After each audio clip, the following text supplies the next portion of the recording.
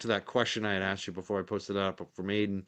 Um, Epstein, you had made some post about I Jeffrey have. Epstein and his victims, and So yeah, I mean, this is I've gotten a lot of feedback and political stuff about this, and I want to be careful about this, but so I'm involved in it. Okay, I'm not doing this as just some random lawyer following a situation. And of course, Jeffrey Epstein is a dead pedophile, so he's not that interesting in the sense of anything. His friend, girlfriend, whatever you want to call her, who's doing 20 years in federal prison, rightfully so, by the way. And this is not a political thing. Don't even get me started with Trump or not Trump. I'm not interested. It is what it is. I know a lot more about Ghislaine Maxwell and her crimes, both charged and uncharged, than anyone else who wants to talk about Trump and pardons and other people. Okay, so I'm not interested in the politics of it. But so I don't want to get into too much detail, but Ghislaine Maxwell is a sex predator. She is rightfully convicted, and there's been a lot of news in the past several weeks because she wanted to speak to the authorities. And if you look at the transcripts that were released a week ago, that meeting was her request. Let's be clear about that. That was her idea and her very, very skilled lawyer. And perhaps she read the political tea leaves and whatnot about this so-called Epstein list, that there never was an Epstein list. The Epstein list is not a thing. It's kind of a red herring, okay?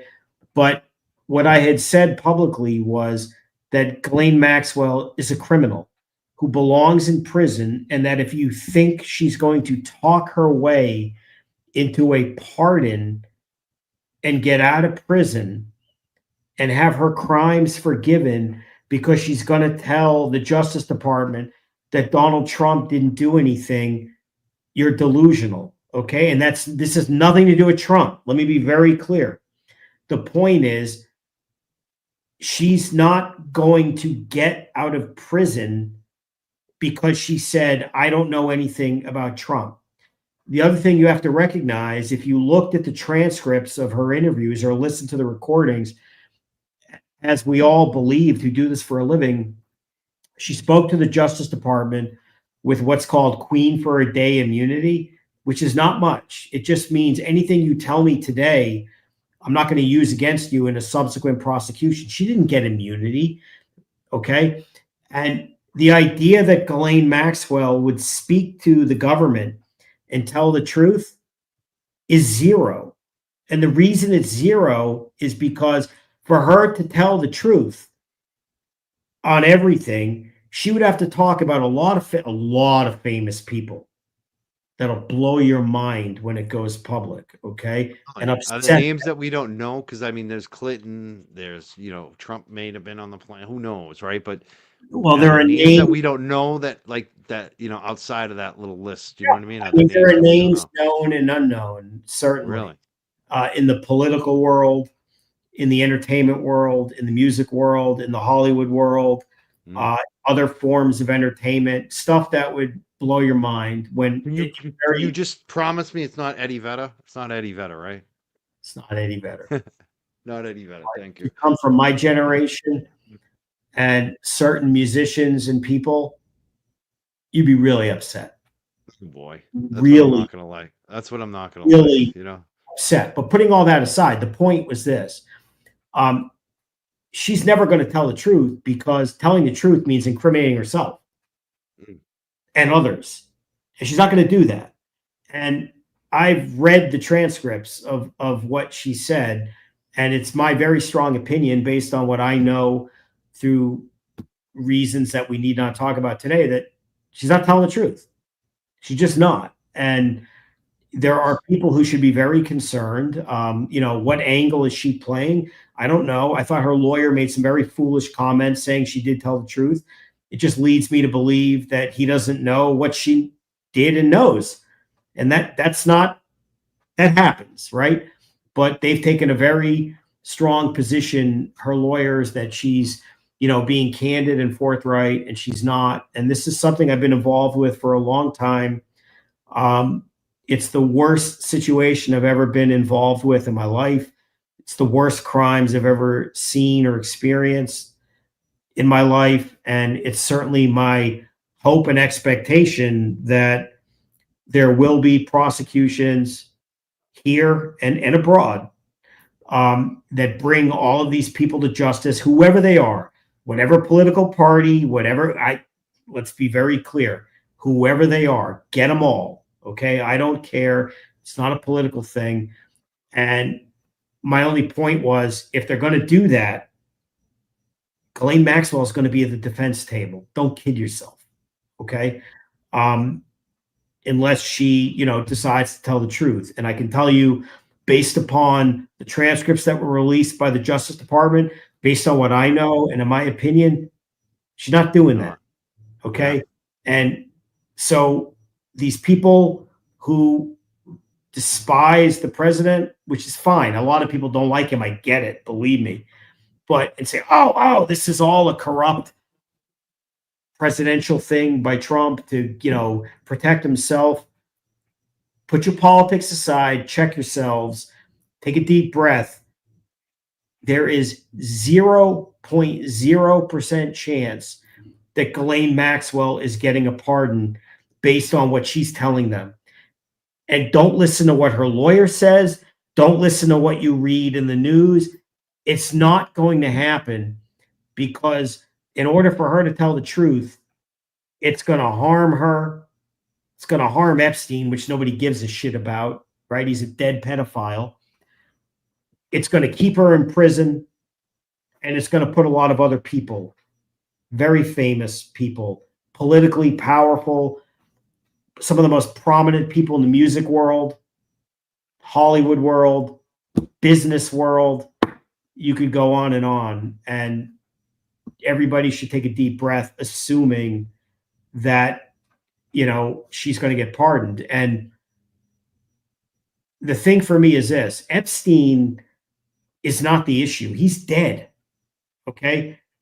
In a political sense, everybody's talking about Epstein politically, and who does he know, and who's on this list that doesn't really exist. Jeffrey Epstein did not make a list of, these are the people I raped girls with. Okay. There's no list. That doesn't work that way. No, there's no list. It's not about his flight manifests and those kinds of things. But the larger point is this: none of this is about Jeffrey Epstein. You can't do anything to him. He's dead. It's about the rapists and sex traffickers who are with us, who need to be prosecuted. Okay. So it's not about Epstein. Now, Maxwell is very much living and involved and part of this, but forget Epstein. He's just a dead rapist piece of shit, but he's dead. You can't do anything to him. You got to get the people who are responsible for this. And the real test for people will be, where is your courage when it turns out that these are your political heroes, whether you're a Democrat or Republican, or about your music taste. My music tastes have changed dramatically. There's certain music today I don't listen to anymore. I've deleted it. I can't. Yeah. Music I grew up with, they're dead to me. Actors, they're dead to me. This will all come out in due course. But wow, that's, none of this is really about Epstein. It's about the living criminals, not the dead pedophiles. I hope they get them all. Like you said, I don't care what party they're in, or who they are. As care if it's my favorite musician. Like, if they did that shit, like, yep. Think your musician's okay though, so you're good. My guy's all right. He's the only one that's still like alive. Like, they're all dead. Like Chris Cornell, they're all dead. They keep dying. I like Bruce Springsteen kind of, but yeah. There's some others I could say, but yeah, that would devastate me. I'm not gonna name names, but it is shocking. Oh, let me ask you this question too. Like, if I know you said this will never happen, but let's pretend it did happen. would the states file, like, if she ever did get released, would the states ever file charges to put her in? Or is it possible that the feds might file other charges against her That's if an she ever interesting did get point. pardoned? Well, Ghislaine Maxwell won't get pardoned because she's exposed in other uncharged crimes. Okay. Federal pardon for her is not a real thing. And forget the media, forget her lawyers. People, cut it out. It's never going to happen. Trust me, it's never going to happen. A pardon. Now, whatever were to happen with her, if you know, and again, we talked about federalism earlier. Ghislaine Maxwell committed all kinds of crimes in New York, Florida, abroad, elsewhere. If she were somehow out of her federal situation on her past crimes, you know, could the state of New York grab her up for the no, because double jeopardy federalism principles, New York State cannot prosecute what the feds did. The opposite is not true. Again, those are principles of federalism, but Ghislaine Maxwell has potential exposure for uncharged crimes for which there is no statute of limitations, both under 18 USC 1591, the Mann Act, all other kinds of crimes we could talk about, you know, all night and day that are federal sex crimes and sex trafficking, and in New York State, as well as their rape crimes. So could she be prosecuted in New York State for other uncharged crimes? Absolutely. Not for the past crimes for which she's been prosecuted. Prosecuted yet for. Yeah. He is in delusion land if she thinks she's getting pardoned. Good to hear. Because she was part of this. I mean, not only did she recruit these girls, she knew exactly what she was getting them into, but she even physically participated in this shit. Like, she was part of it. I'm not gonna like comment on what she did.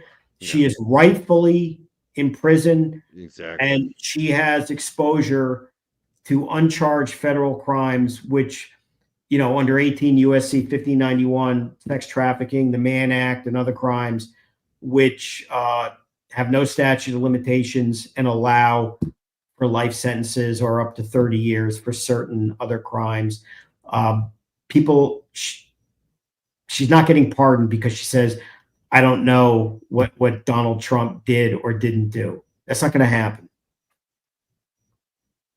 To get back to your client, Aidan Kearney, is, like we said, coming up on a court hearing September 24th. He's got a lot of motions, a lot of hearings. I know he's raised a lot of money, but I imagine he still needs the donations, doesn't he? I mean, how much is this costing him? I mean, at this point. I mean, look, I'm not going to talk about legal fees, you know, publicly, but a lot. You know, he has 2 lawyers working hard, working full time. They just keep coming and coming and coming and never stop, as you know. So I'm not comfortable in fundraising and advocating to, you know, make donations when they potentially could come to me, right? You know, it's potentially conflictual, and I'm certainly not disencouraging people to donate to him. But legal fees are a lot. And I certainly, and, you know, if people want to donate to him or anyone else, they should. And, you know, I'm certainly aware. I just wanted to raise it. I don't want to put you in a tough spot, but the reason I want to raise it is because, you know, I've been fundraising for my legal offense. Yeah. People like questioning it. And I realize, like, how much this shit costs and how much, like, the bills are, even just for my little shitty lawyers civil thing. And I'm looking at Aiden's thing, and I imagine it's got to be a lot. It's got to be a real, like, way more than people think. It is. It's been going on for years. It's, you know, again, there are multiple lawyers, all kinds of things are happening. You know, they just keep charging and charging and charging, court appearances, this and that. So, yeah, I mean, I don't want to sit here and say hand out money. It is what it is. You know, having said that, I'm not against it. You know, I'm aware that there is an event coming up, you know, in a couple of weeks. I'm going to be there, by the way, for that. You are? Where is this? Oh, the Wilbur. Yeah, I'm going to that. I am. You got tickets. Yeah, I know. I'm going to go and, enjoy the evening, see some people, be fun. Haven't seen a lot of these people in a lot of time. And then I'll be there a couple of weeks later for court. This comment is the smartest comment that's ever been written in the Turtleboy history. just posted, Mark is the best money I've ever spent, worth every penny. Clearly, I'm not charging enough. But, all kidding aside, these things cost a ton of money, so many hours, and it's lawyers, it's paralegals, it's volunteers, it's insane with printing too. I mean, imagine what the printing costs are and the subpoenas and all this other stuff. Right? I mean, just court costs. It's not all just legal fees. It's expenses. Someone like me who lives here, to get there, it costs money. Food. It costs everyone money, but again, it's a real team here, and it's not just lawyers. There's incredible paralegals, incredible assistants that everyone's familiar with, and the only good thing I can say is it's easy to get people to want to do it because they believe in the cause. This is one of the, frankly, silliest and ill-advised prosecutions I've ever seen. I mean, it doesn't matter what you think, whether you agree with a person's politics or their manner or method of entertainment or bringing out news, but the idea that someone should be charged with crimes for reporting news and offending people in that process, whether you find it personally offensive or not, that it rises to a level of sending someone to prison. I mean, Massachusetts is a strange place. I mean, I don't know what else to say. And I say that with all sincerity as a masshole, Oh, you went silent. He said, I know you love Massachusetts. I do. too. And I'm just embarrassed. We can criticize it because we live, even though you don't live here, you're still here. You come back for the Celtics games and the Patriots and no, I mean, obviously it's where I'm from and it's what it is, but it is surprising that the legal system there is so messed up. I mean, you would think it's the cradle of liberty, right? I mean, it's literally that kind of place. You would expect Massachusetts to be so fiercely defensive of a defendant's right to due process and those sort of things. And at least in the limited time that I've been there in a professional capacity and what I've seen, it's just a freaking nightmare. We have everyone in the chat tonight. We got Olivia Nile. I saw Kelly Reed is here. Aidan is obviously here. You have no idea, by the way, what an asset Olivia has been to our group and what we're doing. So she's listening. She knows that. I don't need to say it publicly, but I'm happy to say it publicly. What an asset. You have no idea. That's right. Actually, we have a comment from her. We got so many good comments right now. I'm looking at Olivia Lyle says, remember when Mello claimed Aidan had made $5 million off his reporting on the Karen Reed case? LOL. Mello is posting on Twitter at like Ron DeSantis, I noticed, and Aidan was responding to him. Do you remember this? This is pretty funny that he made $5 million. No, I didn't know that. And if that's true, then I damn well am not charging enough. And that's an offline conversation maybe we'll be having as soon as we're done. I don't know where he got that number. Like, where does he just make up that number? Like, I don't know. Maybe he found it when he brought the internet to court. I don't know. I mean, I wasn't familiar with this. I mean, that's obviously ludicrous. I did see he was tweeting and there was a comment yesterday, which, on the one hand, you're like, God, why are you doing this? On the other hand, I have to confess, it was funny. I mean, it really was about, commenting about criticizing the Wall Street Journal. He said, "Where's my discovery?" You have to laugh, even. I know it was funny. It's just It is like funny. I was like thinking about posting some comments, and I'm just like, I It is can't funny. top that. I can't top what Aiden's doing. It is funny. Just laugh and shit. I don't know if I shared it, but I was laughing. I was like, It I'm was. waiting for Mello. Is he going to respond? Is he going to have a response, or is he going to say I mean, stop I'm not. bullying me and harassing me? He was actually, some turtle riders were coming after him. And he's saying, "You guys are cult members. You I guys are don't. cult members." Let me be clear. He's a member of the bar.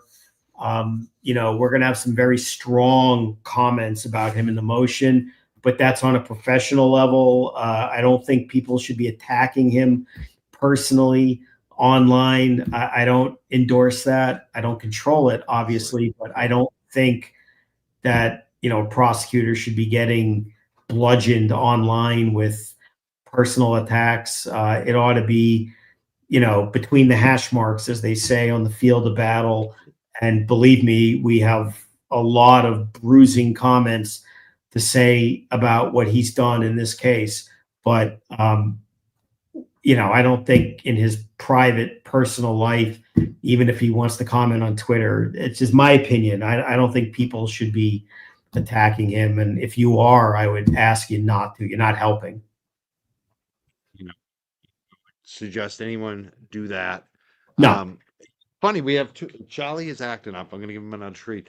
But Olivia and Turtleboy both have a response on that $5 million thing. And I think it's interesting because both could be plausible and they're both different. And Olivia says he pulled it out of thin air, or his informant told him that. And it was just, trust me, bro. So that's possible. Maybe that woman, we haven't named her tonight. I like how we're not even naming her because she's such a joke. Turtle Boy says there is an Irish rugby player on Wikipedia whose net worth is 5 million, and his name is Aidan Kearney. Who knew?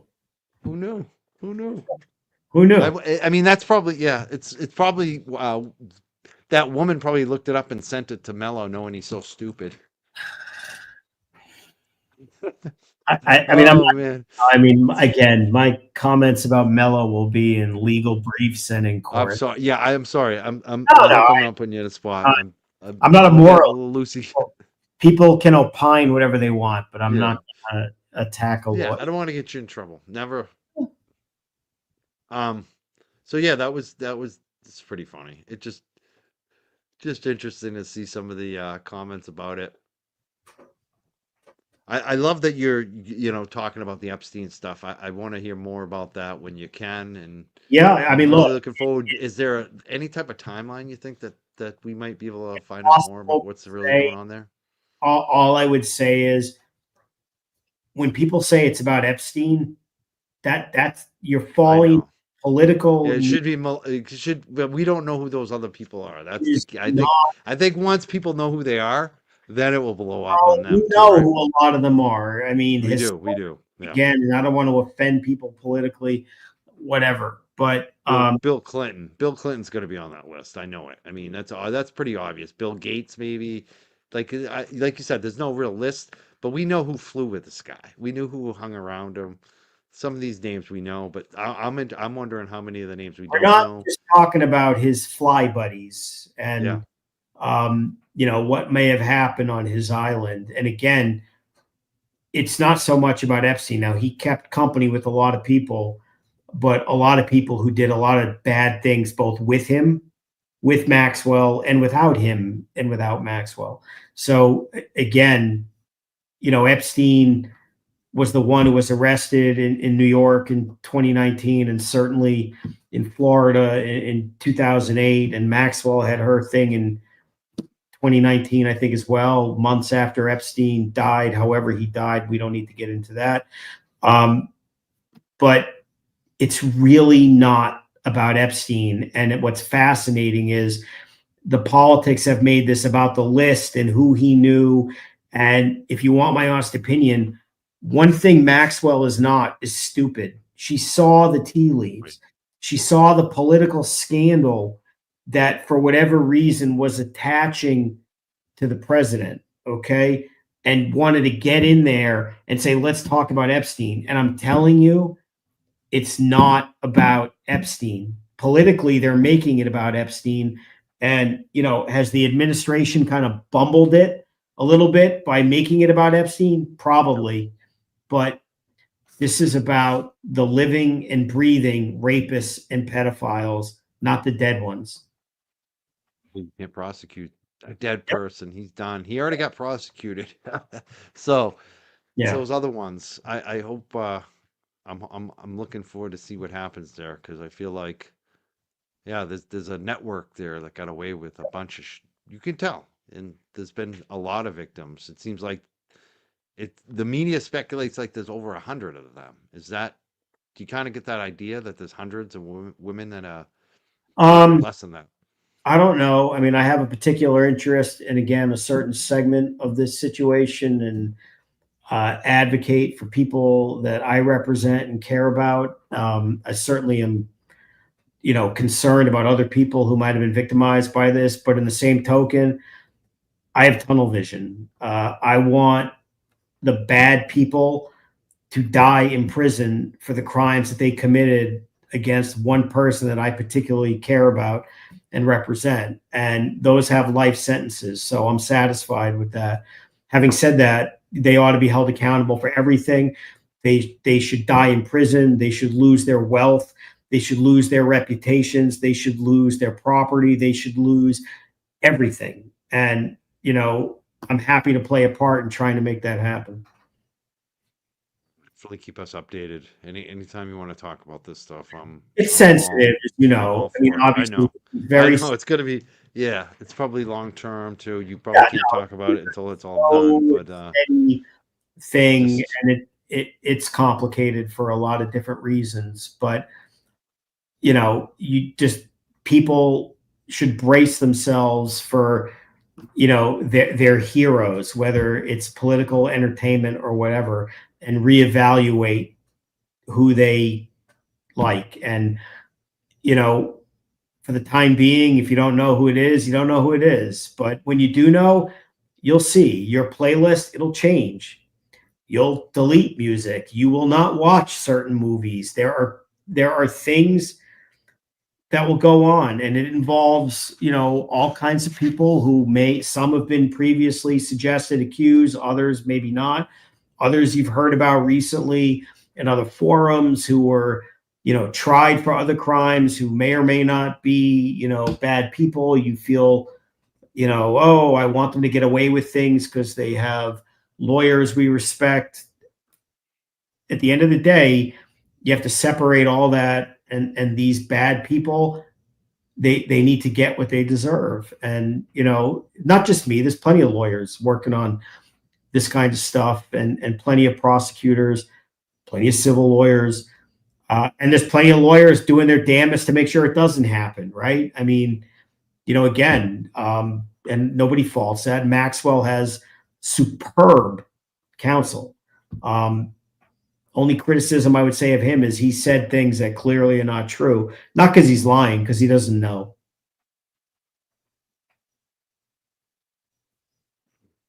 Thank you for sharing all that with us tonight. Yeah, it's a tough topic. It really is. Yeah. It's, night over this kind of shit, believe me. Tough stuff to talk about too. Yeah. It's pretty. I know how invested you are. Like you can feel it when you're talking about it, and I just know I wouldn't want to be. It's the great thing on this is like those bad people. I wouldn't want to be them with Mark Bederow as my adversary. Let's just put it that way. I mean, there's plenty of lawyers who can handle it. The only thing I would tell you before we move on is the stuff that you're reading about it politically and the commentary you're seeing about it. It could not be more off base with what is really happening and what is really going on. None of this is about a pardon. It's never going to happen. Move on. She is a criminal with future exposure. Those people don't get pardoned because they say, someone's not involved. That's not how it works.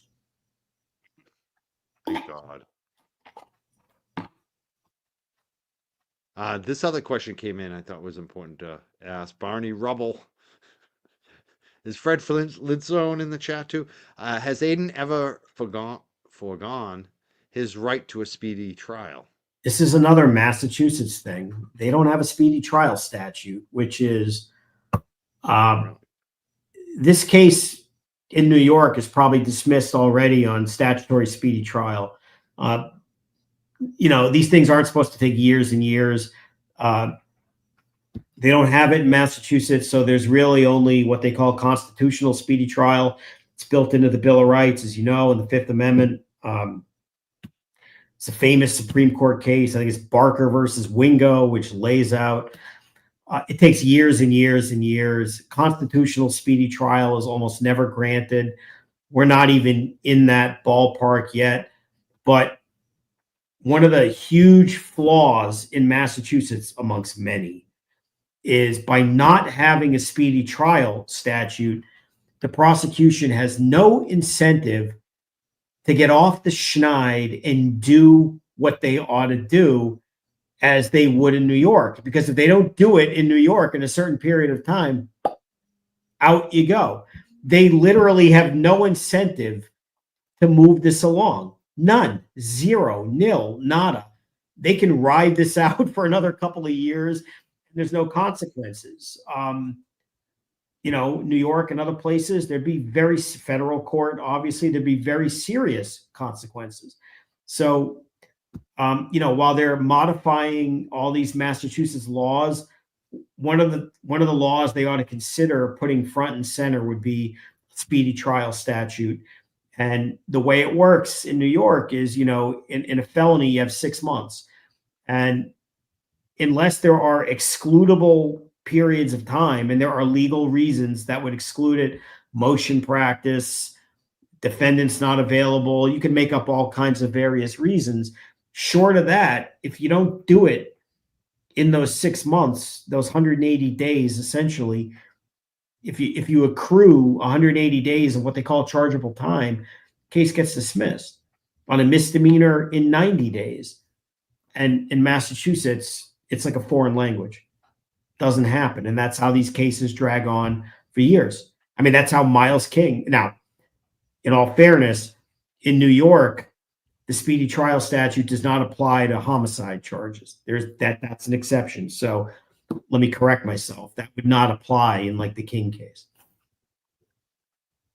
Didn't apply. Right. Didn't apply there. We had a question. Well, actually, it was more like a prediction. Darcy says the Patriots will be good this year. Is that going to happen? So. Cautiously. I mean, good. You have to set the bar. I mean, playoffs. Will they get to the playoffs? Maybe. I mean, I'm thinking 9-8, 10-7. I think that exciting. They have a real coach. They have a real quarterback. They drafted a stud running back from Ohio State who I think is going to be really good. They've got some other good players and a better system in place. They have a very weak schedule. That's the benefit of sucking for last year. I'm going to say 9-8 or 10-7, and if nothing else, be competitive and have an interesting season. Be exciting. Yeah, I like they get the young quarterback too. I mean, he's a young quarterback. He looks good. Yeah. Yeah, I mean, I think they're going to be good. Sports changes overnight. I mean, if you had said 3 months ago, which is the next team that we like is going to be likely to win a championship, 100% of us would have said the Celtics. Of course, they're going to repeat or at least come damn close. Now you'd say, my God, I think it's the Red Sox. They actually have a real chance. I'm not predicting they're going to win, but my God, they're actually entertaining and, dare we say it, good. As good as anyone else in the American League anyway. So that's not I haven't been following that. So it's late August and they're still in the running. I thought they were all done earlier. They came back. Wild card, they're good. Nobody has any real faith in their management, upper management. I don't mean Alex Cora. I mean like Craig Breslow type management. But they got rid of basically their best hitter for nothing. I mean, for garbage. But the guy was a cancer in the clubhouse, but they got nothing for him. And you said, why would they do that? It's not going to work. And something has happened since they traded Raffy Devers. They're pretty much one of the top 2-3 teams in baseball. And the team they traded him to is the absolute worst. And that's remarkable to me. That is remarkable with a good player. But that shows you the mentality of that player, I guess. Jeez. He wasn't a team guy. He didn't want to play first base. He didn't want to play in the field. And they had too many designated hitters. They lost their flexibility. They gave him up for garbage. And believe me, garbage. The pitcher they got for him is one of the worst players I've ever seen. But they're better without him. They really are. That's wild. Yeah. See that too often. Maybe they should. Maybe he's not worth all that money then. No, he's somebody else's problem, He's somebody else's problem now. Yeah. I mean, I liked Raffy Devers, but they're better off without him. It's hard to believe, but they are. Right. People are throwing up names now. They got and some of these names were on Flight Manifest. Kevin Spacey, Chris Tucker, Naomi Campbell. Bederow's not saying anything. I love it. Don't say anything. I like we just throw it up and let Bederow just. There's going to be a time and place when these people get outed, and they and their families are going to feel it. Okay, and there's going to be a price to pay. Reputations are going to be destroyed. People will be surprised, and you'll be stunned at who some of the worst rapists and sex offenders are. You'll just be stunned out of your mind. But I don't think it's productive to have, like whack-a-mole guess names on, this. We're not going to do. Time isn't right, but they will. It'll be in a court of law. Things are going to happen, and they'll have to deal with the consequences for their actions, but not tonight. We get a lot of Red Sox. Yeah, no, they're fun to watch. I mean, people are into the Red Sox and Patriots right now. I could see that. Winning home run in the 9th inning last night. I mean, it was incredible to watch. Yeah. Steven is dating. These are more names. These are the names I don't want to see. Clowntown USA. He's throwing them all up there. Mark, don't say anything. But I don't want to see these names because some of them I like them. No, you don't. It's rock people. I know Steven Tyler is a creep. He's done very creepy shit in the past. Like this, but yeah, I don't want to. Yeah. There was another comment that came in. I don't know where it is. We had too many comments come in. Oh, here it is. This is the one I want to put up. Because you already mentioned this, and I want to make sure people know. The question from Gene D says, "Is Mark going to be at the Wilbur with Aidan on September 12th?" You just said you were going, right? Yeah, as an observer. I mean, I'm not an observer. Yeah, you're in the audience that night. You're not going to be on stage, but you want to meet people.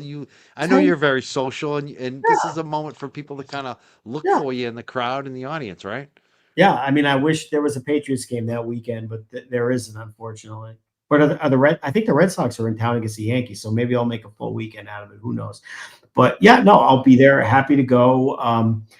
I think it should be entertaining. The idea of Jimmy interviewing Aidan sounds. The human being in me says that sounds really funny. The lawyer in me says, "Why you do this?" Yeah, go home. Yeah, is it trouble? Are you worried about it? Is that why you're there? No. I'm not there to be the hall monitor. No. Yeah. No, if like this, Jimmy, stop that question. If anything, I would just walk out and leave and just say why. No, I'm not there to. No, I'm there to see some people, have a good time.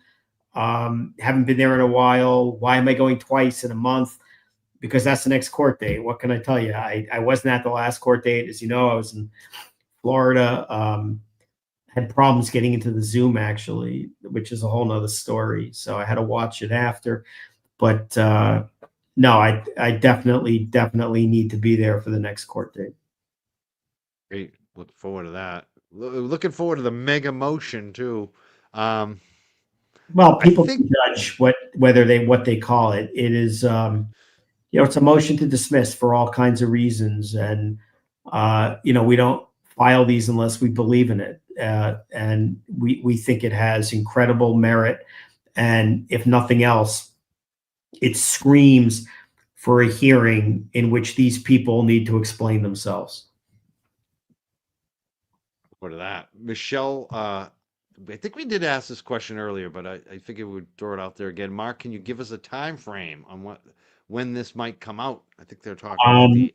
As I said, when the stew is done, I don't know. I mean, we're working on it diligently, but I would just be making up a number, and it gets filed when it's done. I don't know. I mean, we have a court date in September. We'd like it to be before then, but you have to do it right, and hopefully before then. I think it will, but again, there's a lot of moving parts, a lot of people involved in this, a lot of schedules, a lot of things. We're working on it, and I think it will be, but I don't know. And there was also the people want to know when the texts will come out. We did kind of ask that earlier. That's on my pay grade. That's the judge. I mean, look, I think the argument for unimpounding all this stuff is compelling. If the Norfolk DA's office saw fit to submit thousands of emails or thousands of pages of emails from Michael Morrissey's burner account to be released publicly, then I'm struggling to understand why evidence that ought to be disclosed to us in the same format or text messages involving the same people ought to be impounded or under a protective order to prevent a journalist / defendant from having access to it. And the idea that their argument is, well, he might use it. Okay. If you are a fan of the First Amendment, you're familiar with a concept called prior restraint. Okay. And we don't do that in America. Okay. We don't suppress and censor information that is First Amendment freedom under a theory somebody might do something. Yeah, if somebody does something, then you deal with the consequences. Okay.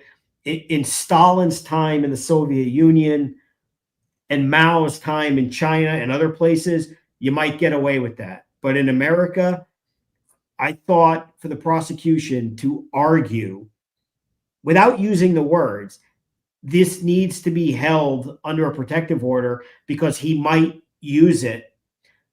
I'm just shocked beyond belief that in 2025, any prosecutor in any office, in any county, in any state in these United States would argue, in essence, Judge, we need prior restraint. Don't let him have it because he might use it. If he uses it, act accordingly. But in America, we don't prosecute thought crime. Okay, we don't do that.